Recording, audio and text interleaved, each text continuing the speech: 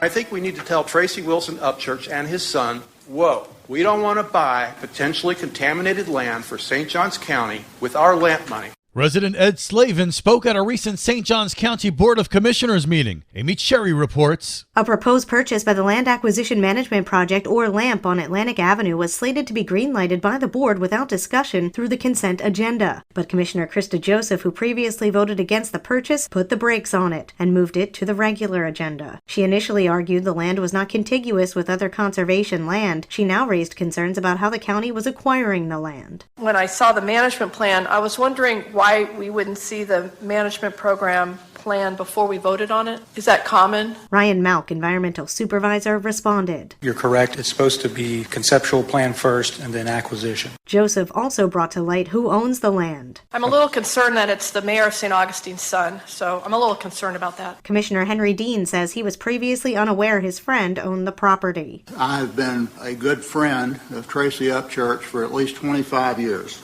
He served honorably and well in both the Florida legislature and as mayor of St. Augustine. To be honest, I was unaware that he was the underlying beneficiary of that LLC. I did not know that. Resident Nicole Crosby voiced her concerns. Runoff from neighboring farmland, which can contain chemicals. But then furthermore, a LAMP board member took pictures of skull and crossbones types of signs all around in the area. That was very concerning. That hiding behind an LLC is the son of Tracy Upchurch, putting $700,000 into his pocket. The board voted to continue the discussion at their November 21st meeting. Beach 1055 reached out to former St. Augustine Mayor and former State Rep Tracy Upchurch at Upchurch Law Firm in St. Augustine for comment, but hasn't received a reply. For St. Augustine's Local Morning News, I'm Amy Cherry. This local news is a service of your hometown Toyota dealer, Beaver Toyota US 1 St. Augustine, here to wow you. Today is Halloween. How can you ensure your kids are safe? Karen Johnson has some tips. Trick-or-treating can be somewhat dangerous, but there are free tools available to help protect your kids. To begin, you have a built-in flashlight on your smartphone that can really help light up dark streets. Plus, there are some free safety apps. Life 360 lets you track your trick-or-treaters' whereabouts and even create virtual fences so you know if they've roamed outside approved territory. The app is free and available for all three major smartphone platforms: Android, iPhone, and Windows Phone. And there's a free FDA recall app, Food Recalls and Alerts by Smart Address. To make sure nothing will hurt your kids' stomachs this Halloween, the app keeps you updated on any candy recalls. For St. Augustine's Local Morning News, I'm Karen Johnson.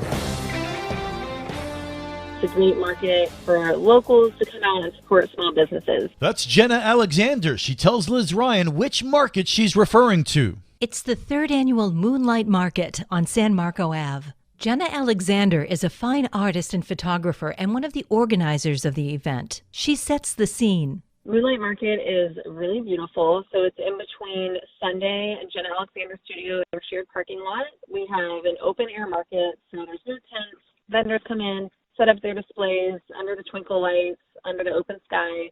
She told me a little bit about the 30 vendors participating. Ranging from ceramicists to vintage to artists, any type of small business coming from as far as Orlando and Atlanta. Of course there'll be music presented in an old school way. Our DJ, Zach Ng, is the DJ, and he spins vinyl records, which is really fun. It's kind of the old vintage way of DJing, and he just provides great atmosphere. It's fun, it's lively, sometimes you want to dance, but it really does kind of encapsulate just the great energy for the evening. The Moonlight Market comes alive November 11th from 5 till 9 at 73 San Marco Ave. For St. Augustine's Local Morning News, I'm Liz Ryan. And now you're up to date with St. Augustine's Local Morning News. I'm Rich Carroll.